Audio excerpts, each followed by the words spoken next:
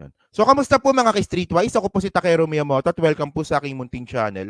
So, mga kababayan kasi, nagbigay po ng pahayag ngayon yung India, 'di ba? Yung ambassador po ng India dito po sa Pilipinas na susuportahan daw po nila ang Pilipinas regarding nga po sa pangaharas sa West Philippine Sea ng China. Okay. And then mga kababayan kasi, medyo nahalungkat po natin ito na talagang willing po talaga itong India na tulungan po ang Pilipinas kasi po meron din po silang conflict sa China at ito rin po ay territorial dispute din. Yung tungkol nga po sa Tibet. At galit na galit po talaga yung India na yan sa China kasi nga po namatayan pala sila ng 20 na sundalo. Well, wag sana mangyari ito sa Pilipinas na tayo rin po ay masawian ng isang sundalo. Sana wag mangyari. Pero kasi sa India kasi namatayan sila ng 20 na sundalo dahil nga po dyan sa away din po sa teritoryo. So ngayon nga mga kababayan, kaninang umaga napanood ko to. So, sino nakapanood nito? Press 1 nga sa nakapanood nito, pero pa-play ko pa rin, no? Okay. So ito nga po yung nangyari na what they call this, na pag water cannon nga po ng China sa Unay sa May 4 at ito po yung nakuha po sa loob mismo. Sa loob mismo. Okay? So, panoorin natin to. Teka lang. Para mas maganda, dito natin siya i-play sa isa. Ay, teka lang. Wala, nagkamali ako. Yan. Marami na pala nakapanood, no? So, okay lang. Para for the sake lang dun sa hindi pa nakapanood, panoorin natin to, ha. Teka lang. Dito na lang natin panoorin. Dito, yan. Sige.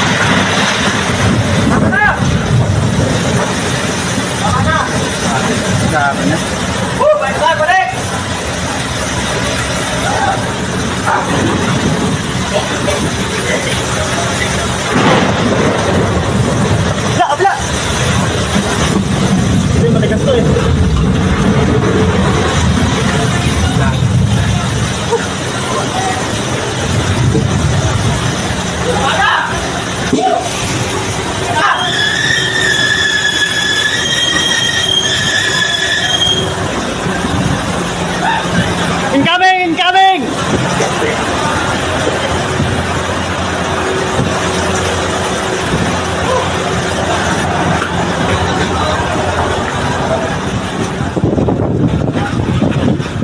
Ayan.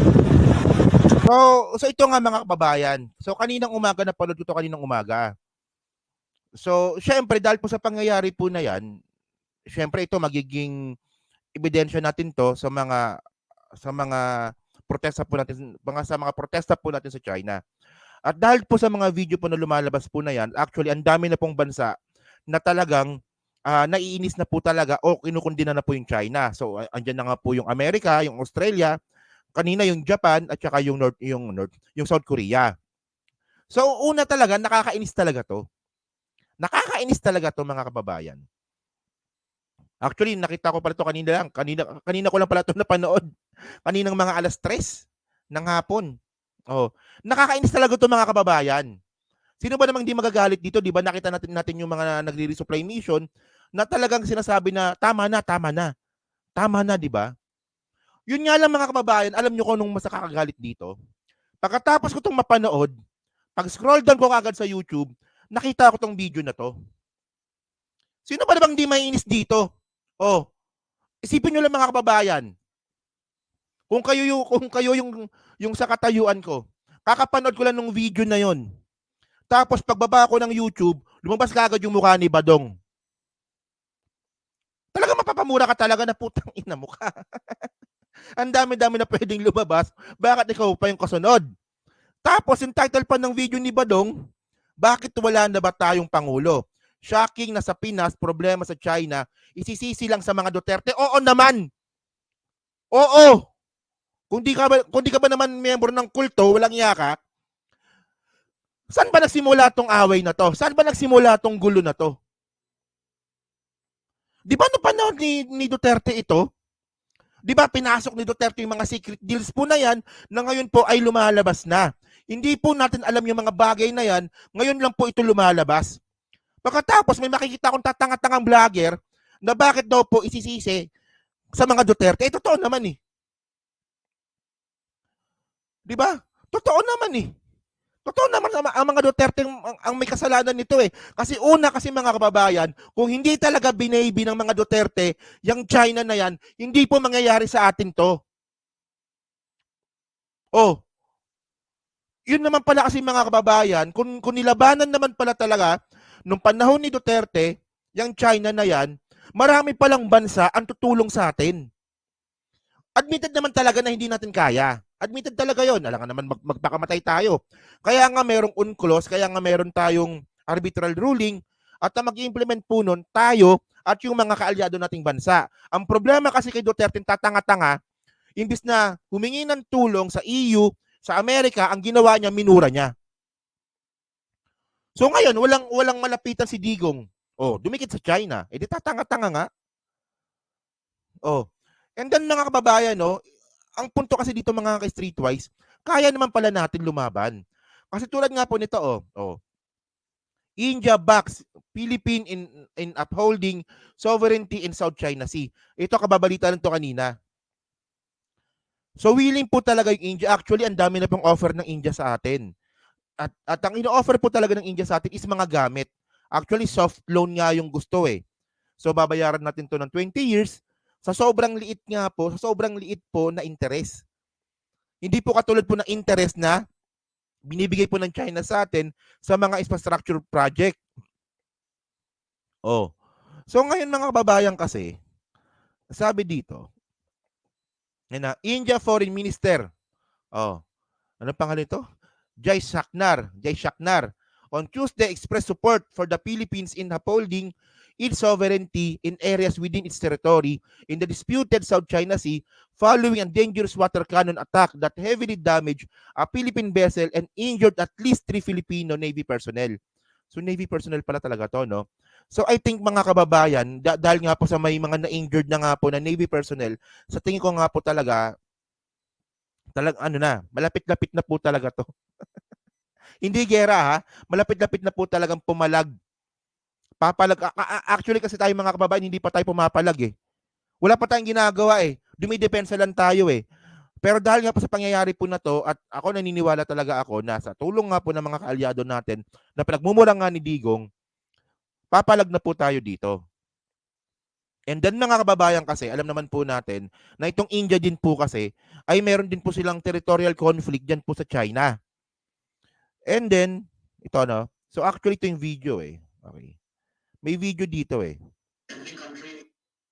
Panoorin lang natin to saglit no para hindi ako baka sabihin nyo wala akong ebidensya. Saglitan to mga 20 seconds na to. So ito yung kaninang sinabi nga po ng foreign minister nga po ng India na tutulong nga daw po sa Pilipinas.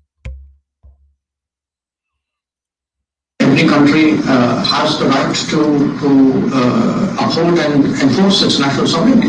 It's also a fact that we are two nations who make a very exceptional commitment to global strength. Every country has an interest in maritime security, in maritime safety. In our case, probably it is more than many other countries normally would have. We're not only important maritime nations, I think as the Secretary pointed out, we are at, Okay na, so at least you get the point. Ayun na yun, pinakita ko lang sa inyo. So kasi mga kababayan, tulad na po ng sinabi ko nga po kanina, ito yung unang binigay nga po ng India sa atin. Okay? Indian Industry Delegation visits Philippines to boost defense modernization tie-up. So kung meron man talaga na gustong tumulong sa atin regarding nga po sa mga equipment po natin, India po talaga 'yon. Well, yung US nagbigay na rin, 'di ba? I think yung Canada nagbigay na rin po ng drones, 'di ba? Pero po regarding po sa talagang malawakan po talaga na para po sa maritime patrol po natin, India po talaga yung hindi naman siya magpo-provide eh. Kasi parang business pa rin po kasi yung labas nito. Kasi nga mga kababayan kasi, ang punto kasi dito, itong India po kasi, Ito yung sinasabi ko sa inyo eh. India-China clash, 20 Indian troops killed in Ladakh fighting. So ito nga pong nangyari nga po. Kaya galit na galit po yung India sa China. Kasi po yung Tibet po talaga mga kababayan, historically, sa ano po yan? Sa India talaga yan. So ngayon, ang ginawa ngayon, dahil nga po strategic nga po ito, tsaka meron itong lawa, gustong sakupin ito ng China. Kaya nga natatangahan talaga ako dito kay Amy Marcos, no? Ang sabi ni Amy Marcos na, actually hindi lang si Amy Marcos eh. Si Amy Marcos, si Roque, si Panelo, ang sabi nila na, yung ano naman eh, yung China naman, wala naman silang history ng pananakop. Anong tawag nyo dito? Anong tawag nyo dyan? Pananakop yan ah. Actually, hindi lang po talaga ito nangyari sa India. Meron din po silang sinakop na lugar sa Nepal. Sa Nepal meron din. Tapos sa ano ba sa tabi nila? Basta sa Nepal meron. Tapos I think sa yung puro bundok, nakalimutan ko na yung bansa na 'yon. Nakalimutan ko na kung anong bansa na. Basta hindi lang po sila sa Pilipinas sumasakop ng teritoryo. 'Di ba? Meron po sa India, meron po sa Nepal, at saka meron po doon sa bundok-bundok na lugar, nakalimutan. Bansa 'yun, nakalimutan ko na eh. Nakalimutan ko na kung Bhutan. Oo, 'yun, thank you. Bhutan nga ata 'yun. Oo, Bhutan. Yung puro bundok. Bhutan. Thank you. So yan nga mga kababayan. So isipin nyo lang mga ka-streetwise. Kasi yung Tibet kasi, ayan yung parte ng India na ninakaw nila eh. So ito nga kasi mga kababayan, kaya galit na galit po yung India sa China, namatayan sila ng sundalo. Pero ang drama kasi ng actually mapapanood nyo yan eh. Hindi ko lang kasi pwedeng i-play dito kasi bawal sa YouTube to. Ma-restrict po yung content natin kapag pinilay ko po ito. Pero meron po talagang video ito sa YouTube na mapapanood nyo naman, tinan nyo, 2 million views yan, no? Yung nga lang kasi itong video po na to, video ito ng narrative po ng China. So ngayon, ganun din talaga, no? Yung style ngayon ng China, actually nung nangyari kasi itong may namatay nga po na sundalo sa India, ang narrative na naman ng China dito, sila yung what they call this? Sila yung inatake. Ayan. Parang ganyan. Parang yung ginagawa sa atin. Nag-dangerous maneuver, pag bumangga tayo, kasalanan natin. Parang ganyan lang din yan. Di ba? And then mga kababayan kasi, ang drama ng China ngayon, namatayan din daw po sila ng sundalo, 4 daw. Sabi dito, no? China admits it's lost 4 soldiers in 2020 India border clash. Sabi ng China yan. Pero sabi naman ng India, wala. So ito, no, napakaliit lang na, bundok din to, di ba, itong Tibet? Pero pinag-agawan nila, no? Ano kayo meron dyan, no? Hindi pa na-research kasi yan eh. Sabi dito, no? China military said on Friday that 4 of its soldiers were killed during a bloody Himalayan border clash with Indian forces last June. The first time Beijing has publicly conceded its side suffered casualties in the deadliest incident between the Asian rivals in nearly 45 years. Okay. So, ewan ko ba, no? Ang punto kasi dito mga kababayan, huwag ka kasi magnanakaw ng teritoryo.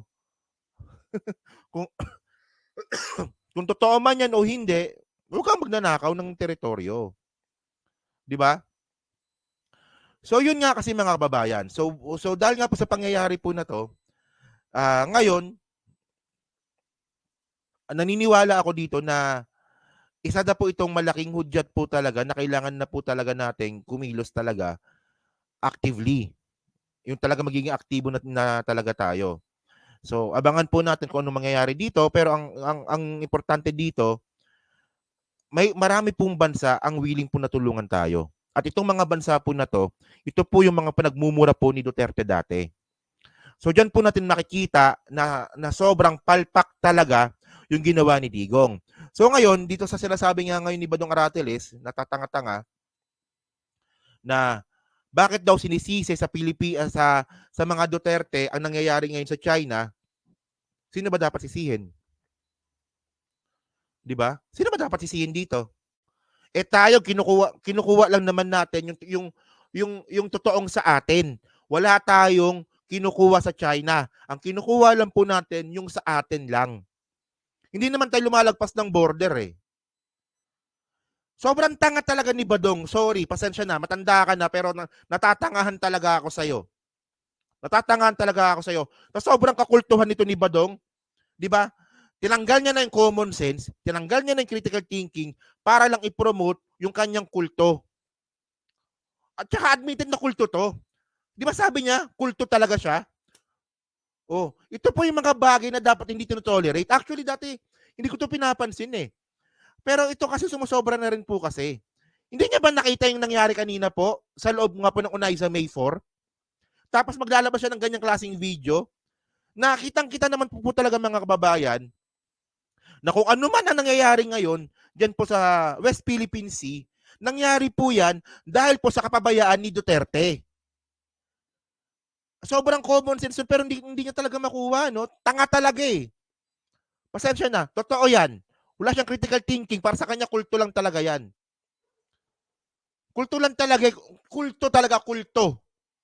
Sa tingin nyo ba mga kababayan, makakapag-promote ba ng political maturity yung pagiging dogmatic sa politiko? Ako nga, sinasabi ko nga po sa inyo eh. Kapag si PBBM pumalpak, magsasalita ako eh.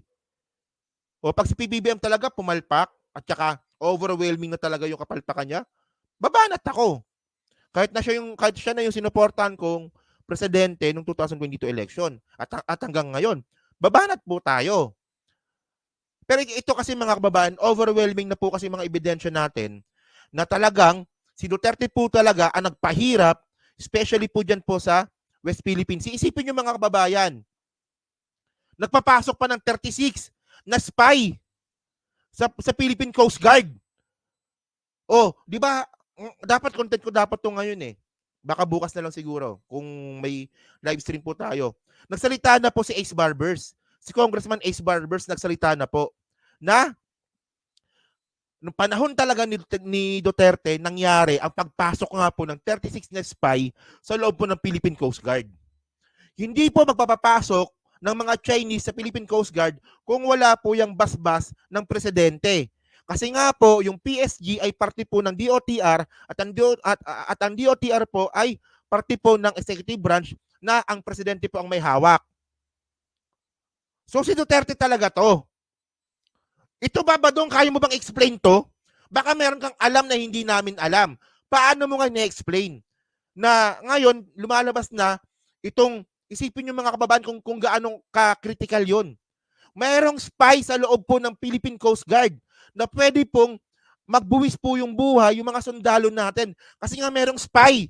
Pero itong si Badong na to, walang pakialam, basta sa kanya, i-promote niya yung putang inang Duterte na yan.